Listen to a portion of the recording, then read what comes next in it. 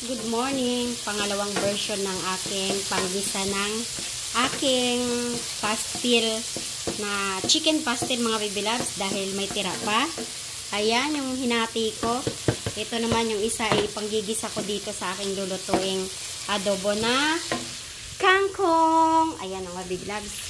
Tapos ngayon nagisa nga ako ng chicken pastil ko mga baby loves ko. Ganyan lang ang gagawin. Kailangan para-paraan din tayo, no? Paano tayo makatipid? Dahil napakamahal ng mga bilihin, lalo na mga gulay ngayon.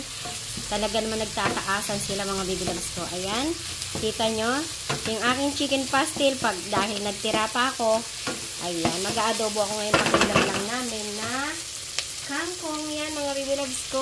Ayan, ang tangkay ng kangkong. Haluin natin yan. Yan, lalagyan lang natin yan ng kalahating magic sarap dahil konti lang to, isang tali lang ng kangkong to, pero kalahating magic sarap lang mga baby loves ko ha. Tapos konting oyster sauce, ayos na yun, at saka may paminta ito.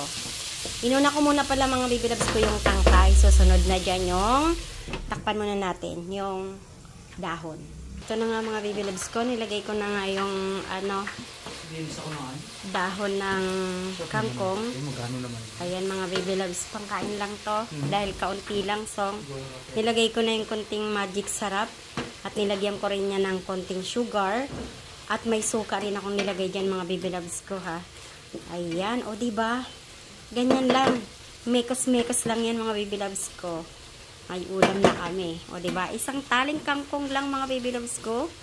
Yun, yung isang microwavable na tinira ako dito. Ayan, hinati ko yan. Yung isa, ginawa kong sisig style.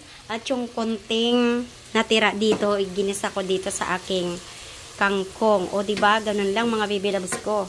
Simpleng ulam, pero yummy na yan mga baby loves. Yan lang, tama na yan. Pangit yung overcook.